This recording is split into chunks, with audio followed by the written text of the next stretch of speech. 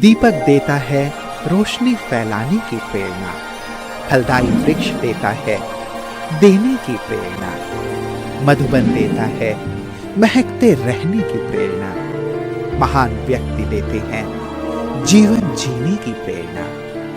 आओ प्रेरणा से दें हम सभी को प्रेरणा।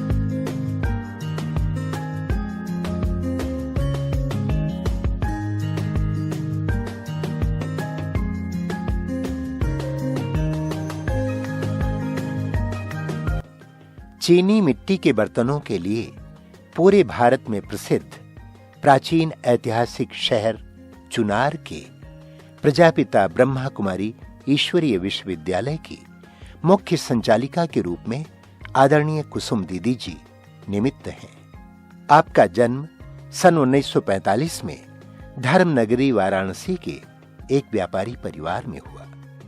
शांत प्रिय स्वभाव, परखने की कला, मिलनसार, संगठन में रहना, नेतृत्व करने की कला में आप बेहद निपुण हैं। सन 1978 में आपको ये ईश्वरी ज्ञान प्राप्त हुआ। बहनों का सात्विक जीवन, सेवा केंद्र के खुशनुमा वातावरण को देखकर आप इस संस्था में समर्पित हो गईं। सन 1978 में पहली बार मधुबन के प्रांगण में अव्यक्त बापदादा से मधुर मुलाकात हुई। ज्ञान योग की शक्ति अपने में भरते हुए सन 1980 से वाराणसी, गोरखपुर आदि सेवा स्थानों पर सेवाएं प्रदान करती हुई सन 1998 से चुनार की ईश्वरीय सेवाओं को संभाल रही है। नई दुनिया की स्थापना के इस महान कार्य में आपने अनेक कार्यक्रम जैसे किसान सशक्तिकरण अभियान, हीरक जयंती महोत्सव, मीडिया सम्मेलन आदि सेमिनारों का सफल आयोजन किया। वर्तमान समय 2 उपसेवा केंद्रों, 15 गीता पाठशालाओं, 10 टीचर्स बहनों के साथ 600 से भी अधिक आत्माएं दैवी पद पाने का पुरुषार्थ कर रही हैं।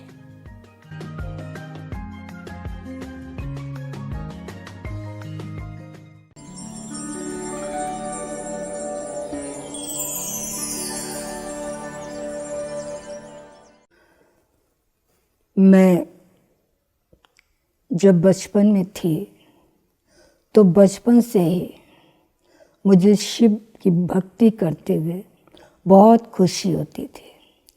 छोटेपन में ही मंदिर में जाना और शिव की पूजा करना, भक्ति करना मुझे बहुत अच्छा लगता था। और बचपन से मेरा जो संस्कार था वो बिल्कुल अलग ही था। इसके बाद धीरे धीरे हमारी भावना और ही बढ़ती गई भक्ति की ओर। फिर जब उसके आगे बढ़ी तो संस्कार ऐसा था कि शांत रहना है, झगड़ा नहीं करना है। ये बचपन से ये संस्कार मेरा था। फिर उससे जब आगे बढ़ी तो धीरे धीरे ये ब्रह्मा कुमारियों का जो प्रोग्राम होता था वहाँ संपर्क में आई। जब संपर्क में आई तो पहली बार जब मैं आश्रम गायघाट में, जो हमारा बनारस में आश्रम है, तो हमारी वहाँ सुरेंद्र दीदी और भ्राता रमेश चंद्र जी वो थे। तो सुरेंद्र दीदी आई और कृष्णा दीदी भी रहती थी वहीं पे। मैं छोटी थी। जब उन्होंने मेरे को देखा, उनकी दृष्टि मेरे ऊपर पड़ी, तो उन्होंने ये कहा, ये तो बहुत भाग्यशाली आत्मा है। तो उनकी ये आवाज़ मेरे दिल को लग गई और वही आवाज़ गूंजती रही कि मैं बहुत भाग्यशाली आत्मा हूँ। एक तो भक्ति के संस्कार थे ही बचपन से ही, और जब ये बातें मैंने सुनी दीदी के द्वारा तो मुझे एक नशा सा चढ़ गया। तो दीदी ने कहा आप आओ योग में बैठो। मैं बैठी। मेरे को ये भी नहीं पता था और ये भी नहीं बताया कि आपको कोर्स करना है, आपको ऐसे बाबा को याद करना है, ये कुछ भी नहीं। ना मैंने कोर्स किया, बस क्लास में गई और दीदी बैठी हुई थी संदली पर, मुझे दृष्टि देने लगी। तो मुझे ये नहीं मालूम था कि दृष्टि लेना है, ऑटोमेटिक जैसे बाबा की टचिंग मैं दृष्टि लेने लग गई। मुझे इतना अच्छा लगा, वैसे लग रहा था कि जैसे हमारे अंदर बहुत शक्ति भरती जा रही है। उसी घड़ी फिर मैंने निश्चय कर लिया कि मुझे भी ऐसा जीवन बनाना है। बहुत दीदी मेरे से खुश रहती रही। फिर तो जैसे कानों में आवाज़ गूंजती थी कि आप तो बहुत भाग्यशाली है। मुझे इतनी खुशी रहने लग गई और जो भी मेरे संपर्क में थी वो भी कहने लगी अरे कितनी आप खुश रहती हो। मैंने उनको अनुभव सुनाया। इसके बाद फिर धीरे धीरे मेरा जब आना शुरू हुआ, आश्रम में आती रही, लेकिन ये रिकॉर्ड है जब से मैंने क्लास करना शुरू किया एक दिन भी मैं अब्सेंट नहीं हुई। इतनी लगन थी बाबा से और मुरली से कि मैं बता नहीं सकती। फिर धीरे धीरे आगे बढ़ती गई। फिर बनारस में जो हमारे सुरेंद्र दीदी हैं और भ्राता रमेश भाई जी भी थे, रमेश चंद्र, सभी लोग जानते, बहुत पुराने भाई साहब जो सेंटर पर रहते रहे गाय घाट, और हमारी सुरेंद्र दीदी जोन इंचार्ज। इनकी पालना ऐसी मुझे मिली जैसे अलौकिक, खिंचा होने लग गया। फिर तो परिवार में तो कोई न कोई परीक्षा आएगी ही। कभी भी कोई परीक्षा आती थी, पेपर आते थे, तो मेरा ये लक्ष्य रहता रहा, बस बाबा की मुरली लेती थी और बाबा की मुरली पढ़ती थी। जैसे मुझे ऐसा अनुभव होता रहा कि बाबा बैठ कर के मुझे समझा रहे हैं। फिर तो क्या, ये अनुभव मधुबन आने के पहले ही मुझे ऐसा लगता था कि मेरे साथ साथ बाबा है। कभी भी ये नहीं लगा कि बाबा को याद करना है। मैंने कभी नहीं सोचा कि मैं बैठ कर के योग लगाऊं। मेरे हर समय और हर सेकेंड ऐसा अनुभव होता था कि मेरे साथ साथ बाबा है। फिर तो इसके बाद मेरे से पूछते थे कि आपको क्या अनुभव होता है। तो मैंने कहा जो अनुभव किया है मैंने, आप करके देखो, नज़दीक आकर के देखो, इसका भी बहुत अच्छा प्रभाव पड़ता था। फिर मधुबन आने का चांस मिला। जब मैं मधुबन गई पहली बार, तो उस समय तो बाबा ओम शांति भवन में आते थे। हिस्ट्री हॉल में बड़ी दादी जी थे और वहाँ पे और सब भाई बहनें बैठे दादी जी से मिल रहे थे। दादी की दृष्टि मेरे पर पड़ी और दादी ने कहा ये ब्रह्मा कुमारी है। ये अंदर ये बात चली गई। दादी का वरदान मिल गया। फिर तो धीरे धीरे बाबा की शक्ति अनुभव बहुत अच्छा होता रहा। फिर दादी के जब संपर्क में आई, दादी से जब मिलना हुआ, बड़ी दादी जी से, तो मैं देखती थी इतनी बड़ी जिम्मेवारी, लेकिन दादी जी बिल्कुल हल्की रहती है, कोई टेंशन नहीं, कोई बोझ नहीं। मुझे दादी जी की ये विशेषताएं मेरे दिल को छू गई। और फिर दादी भी एक बारी गई नेपाल में, मैं दादी जी को भोजन करा रही थी, और कोई बहनें नहीं थी, मैं थी। दादी जी जिस कमरे में थी, भोजन करने के बाद गई और मेरे को बुलाया। फिर बड़ी दादी जी ने मेरे को गले से लगाया। दादी ने कहा, बहुत शांत प्रिय आत्मा है, मुन्नी लाओ गिफ्ट निकालो, मैं इसे गिफ्ट दूंगी। दादी जी ने मेरे को चांदी का गिलास दिया, ये तू पीना पानी। मेरे को ऐसा लगा कि सचमुच में सच्चा प्यार कहो दादी से मिला। और मेरे को ही नहीं लगता रहा कि मैं पहली बार मिल रही हूँ दादी जी से। लगता था कि जैसे मैं इसी कुल की हूँ।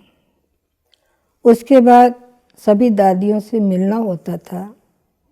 जितना जितना आगे बढ़ती गई, तो दादी जी भी पर्सनल भी बुलाती थी बहनों को, उसके साथ मेरे को भी बुलाती थी। मैं जाती थी तो बड़ी दादी जी से तो यह सीखने को मिला कि इतनी जिम्मेवारी होते हुए भी दादी जी एकदम हल्के। लेकिन ये भी विशेषता थी बड़ी दादी जी में, लव और ला का बैलेंस था।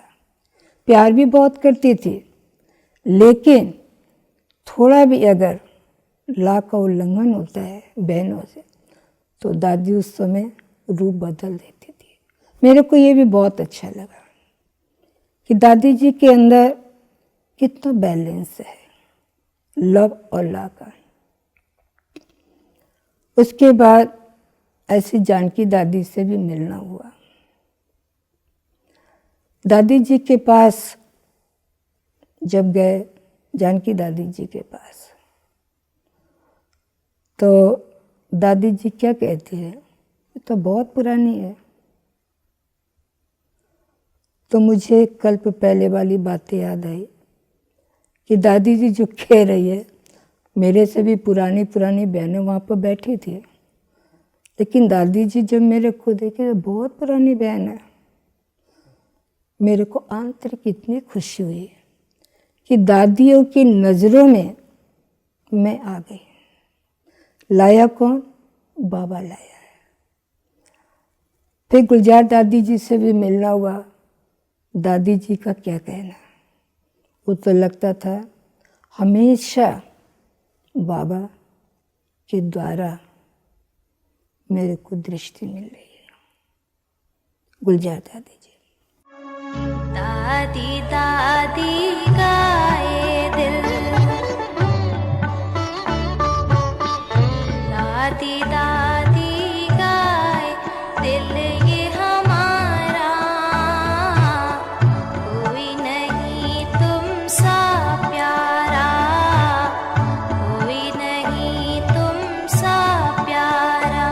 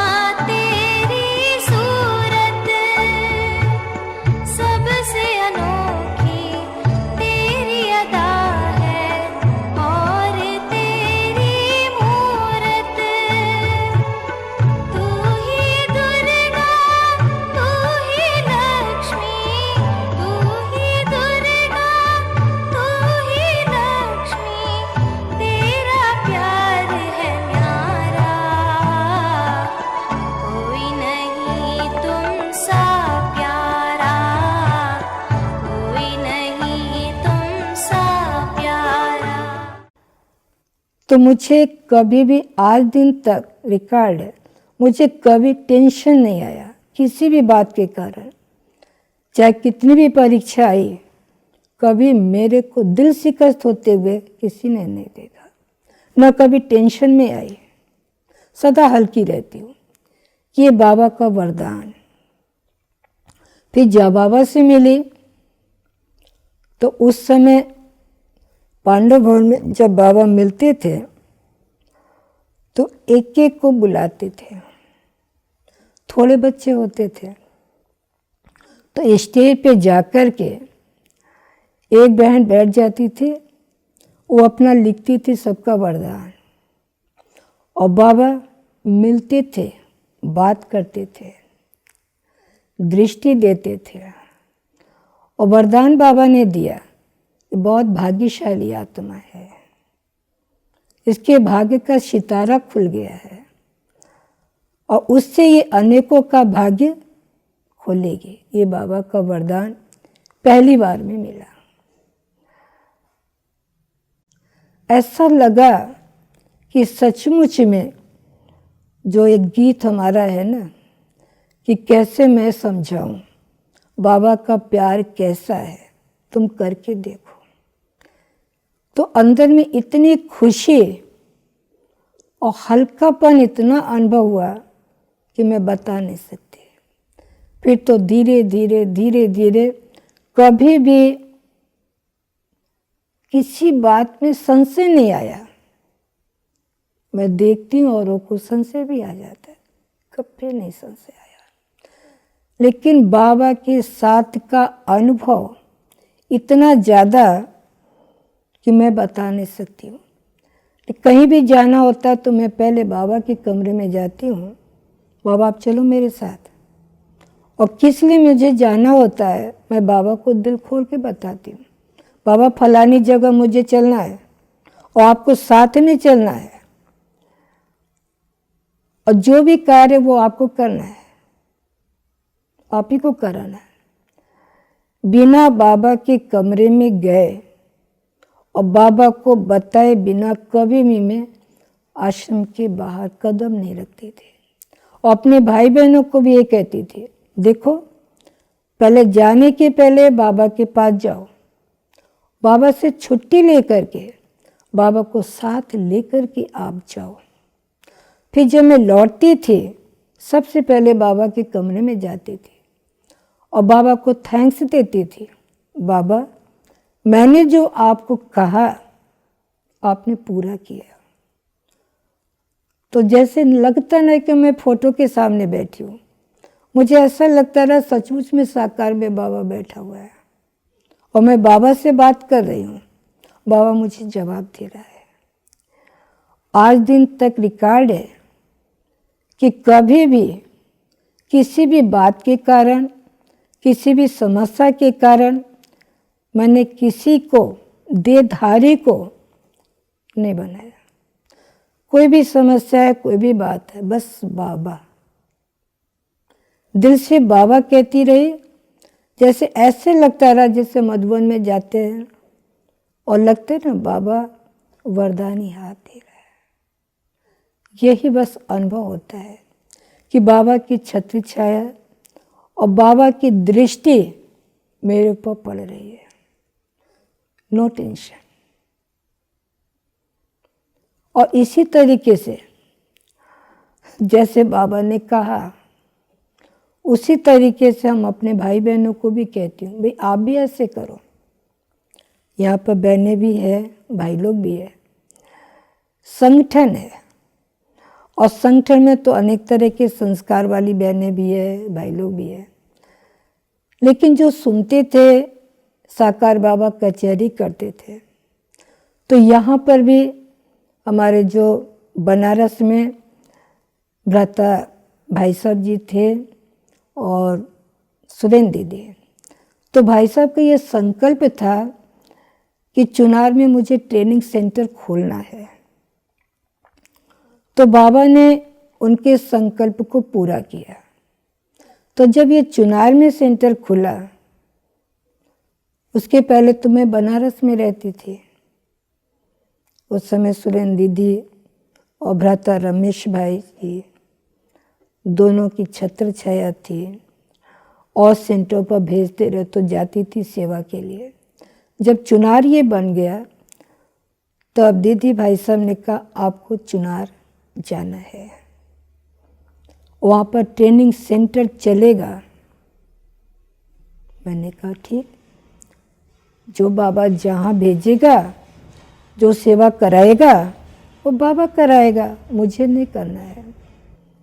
कभी कभी कोई ऐसी बात हो भी जाती है, सभी मेरे को कहते दीदी आप इतना निश्चिंत रहते हो, ये काम है वो काम है। हमने कहा देखो ये बाबा का वरदान है और मैं बाबा को पूरा पोता मेल बता देती हूँ, बाबा आपका ये सब है, कहाँ पर क्या चीज़ है, और सच कहती हूँ बाबा मेरे को बताता है, बच्चे उसमें से तू ऐसे कर ले, वहाँ से ऐसे कर ले। मेरी आँख भर आती है कि सचमुच में बाबा कैसे गाइड करता है।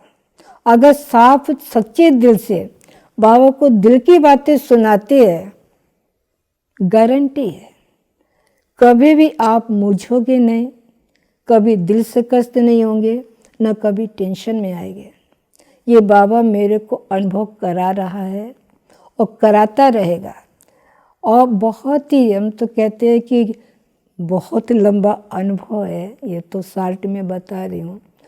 रोज बाबा की जो मुरली चलती है, वो मुरली में तभी तो सभी सुन भी रहे हैं कि बाबा की जो मुरलियों में इशारा मिल रहा है वो लास्ट इशारा है, रिवाइज बाबा करा रहा है और मुरली को वो विषय अटेंशन रहता है। मैं सो कहती हूँ सब काम छोड़ो, पहले मुरली सुनने के लिए आओ। ये नहीं पहले ये हम कर लें, तब क्लास का महत्व रखो। कौन आया है और किसके लिए आया है, ये नहीं सोचो हम बच्चों के लिए आया है, नहीं, मेरे लिए बाबा आया है, मेरे लिए बाबा आया, मेरे को बाबा पढ़ा रहा है।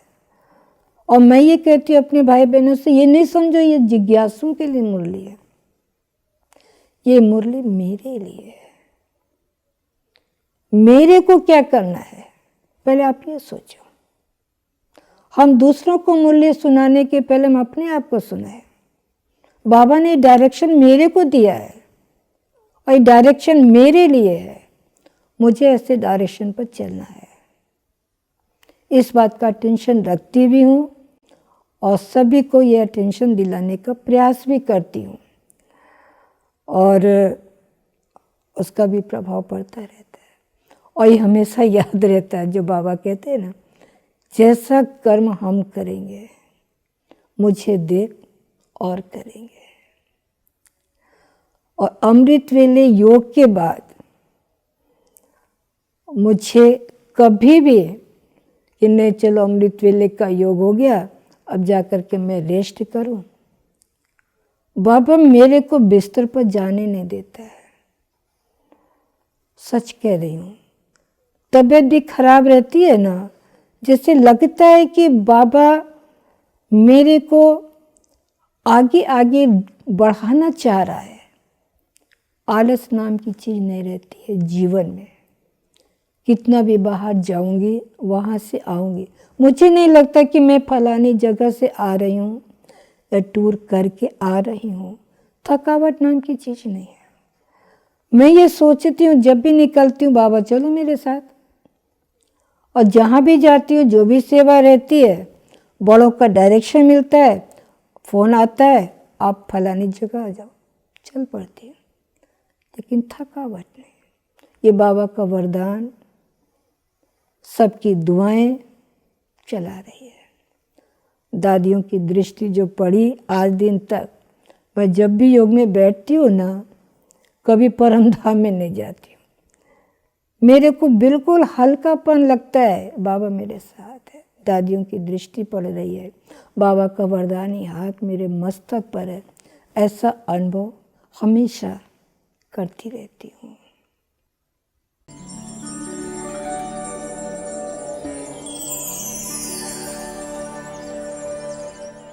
मीठी दीदी हमारी जो हैं वो प्यार से मुरली सुनाती हैं, प्यार से समझाती हैं और सावधानी भी देती है कि बच्चे ऐसा कोई काम नहीं करना जिससे बाबा के डिस सर्विस हो।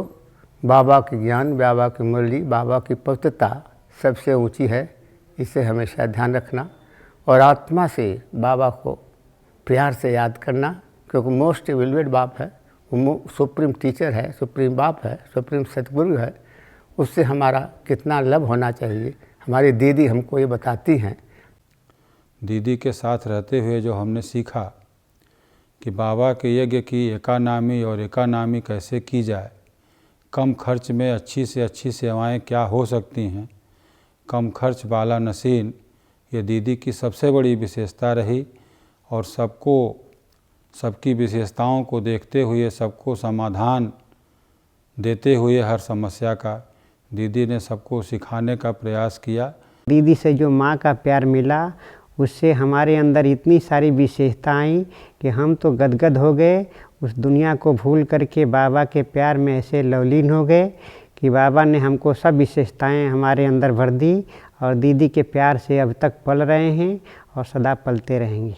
और दीदी के अंदर से हमने यही सीखा कि सब बहनों के दीदी ने एक साथ कैसे मिल कर के चलना है और कैसे सबको चलाना है। कैसे भी परिस्थितियाँ आई, दीदी ने उसको सेकंड में समाधान कर दिया। और हमने ये भी सीखा कि दीदी हर पल यही कहती हैं कि जो भी कुछ भी करो बस बाबा को याद करो, जो है सो बाबा है, दीदी भी नहीं है, जो है सो बाबा है। खाना खाओ तो भी बाबा की ही याद में खाओ, चलो फिरो तो भी बाबा की ही याद में खाओ। जितना हो सकता है दीदी बस बाबा की ही तरफ हम बहनों का बुद्धि योग खिंचवाती हैं।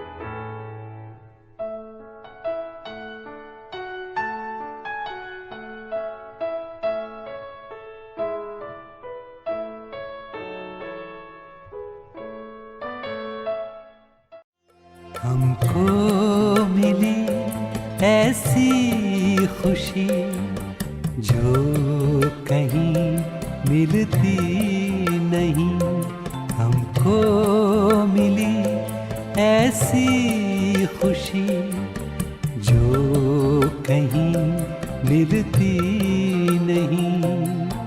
फूल है या ये कली हर बाग में खिलती नहीं, हमको मिली ऐसी खुशी जो कहीं मिलती नहीं, हमको मिली।